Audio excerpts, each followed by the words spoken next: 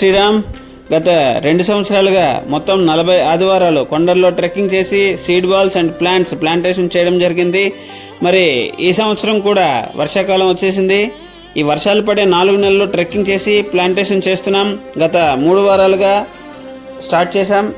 మొదటి వారం naval ఆర్మెంట్ inspectorate Bheemili వారు స్వయంగా తయారు చేసిన సీడ్ బాల్స్తో ట్రెక్కింగ్ చేసి భీమిలి కొండల్లో వేయడం జరిగింది. రెండవ వారం mission green Bheemili welfare trust సభ్యులు సీడ్ బాల్స్ వేయడం జరిగింది. ఇక మూడవ వారం అంటే ఈ వారం సన్ స్కూల్ ఎన్సీసీ విద్యార్థులచే 30 కేజీల కానుగ, బాదం, వేప విత్తనాలు కలెక్ట్ చేయడం జరిగింది. వీటిని మట్టిలో కలిపి సీడ్ బాల్స్ తయారు చేసిన తర్వాత వీటిని ప్లాంటేషన్ చేస్తాం. భీమిలి ప్రజలందరూ సీడ్ కలెక్షన్లో సహకరిస్తారని ఆశిస్తూ mission green Bheemili welfare trust Bheemunipatnam.